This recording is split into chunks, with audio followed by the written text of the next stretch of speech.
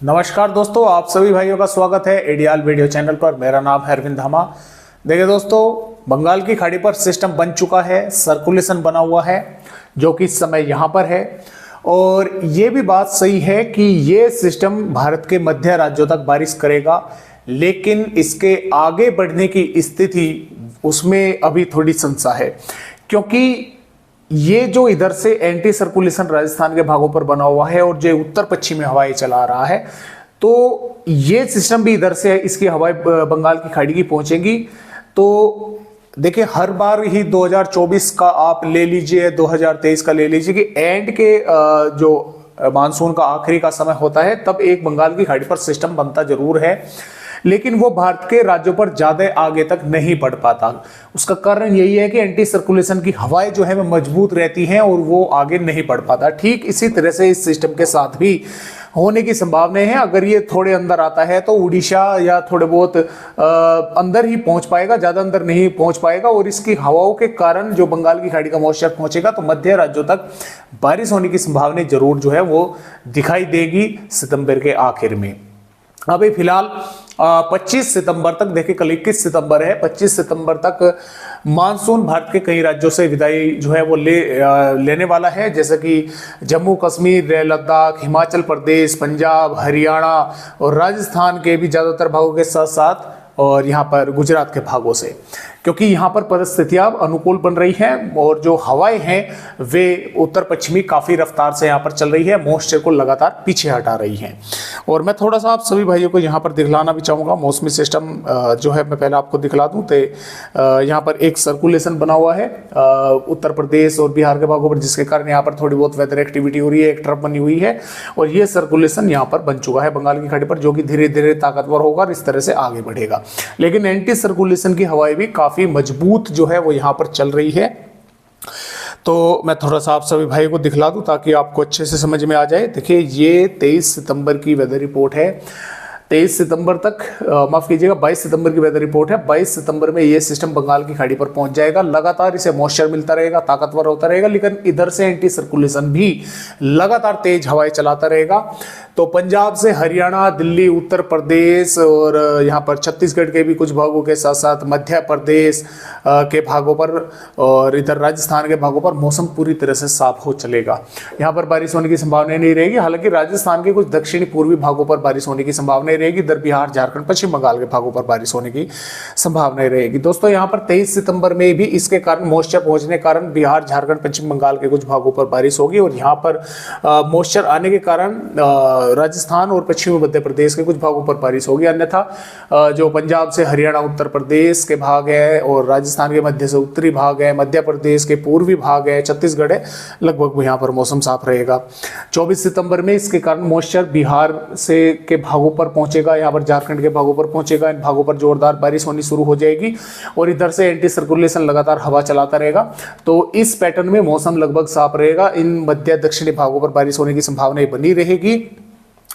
25 सितंबर में और मजबूत होगा और पूर्वी उत्तर प्रदेश, पूर्वी मध्य प्रदेश के भागों पर बारिश की गतिविधियां देखने को यहां पर मिलेगी। 26 सितंबर में भी ये बारिश की गतिविधियां मध्य प्रदेश और पूर्वी उत्तर प्रदेश के भागों तक ही सीमित रहेगी।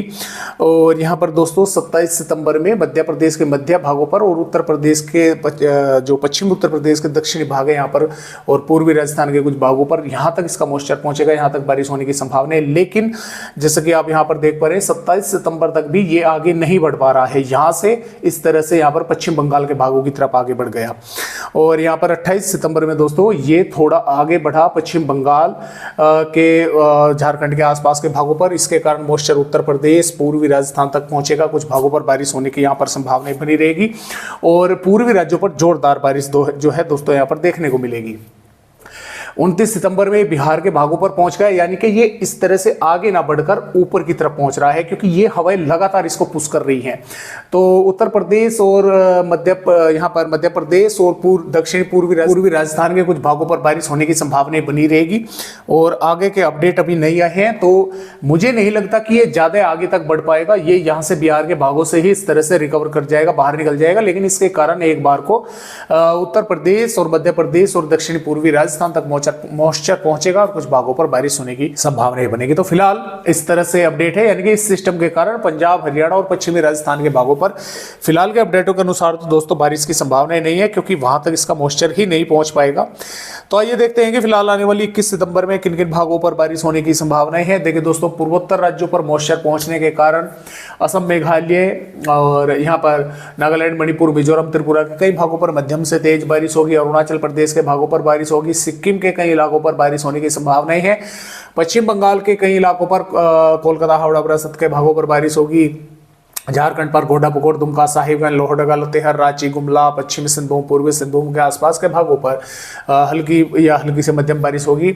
और बिहार के भागों पर गया, बगुआ, रोहतास के आसपास के भागों पर, भागलपुर, मधेपुरा, कोसी, खगड़िया के आसपास के भागों पर बारिश होने की संभावना हल्की या 1-2 भागों पर मध्यम बौछारें रहेगी। मध्यम से उत्तरी भागों पर लगभग मौसम साफ रहेगा। उड़ीसा के कई भागों पर बारिश रहेगी, क्योंकि मॉइस्चर यहां पर पहुंचेगा। छत्तीसगढ़ पर रायपुर, महासमुंद, गरियाबंद, धमतारी, बालोद बाजार, दंतेवाड़ा, बीजापुर, सुकमा, कोंडागांव के आसपास के भागों पर हल्की से मध्यम बारिश होगी। उत्तरी जो छत्तीसगढ़ है यहाँ पर बारिश की संभावनाएं कम है। हालांकि बादल कई भागों पर दिखाई देंगे। आंध्र प्रदेश के भागों पर बारिश होगी। तमिलनाडु, कर्नाटक, रायलसीमा के भागों पर भी बारिश होने की संभावनाएं हैं। तेलंगाना पर रंगारेड्डी, हैदराबाद, करीमनगर, वारंगल, खम्मम के भागों पर बारिश होगी।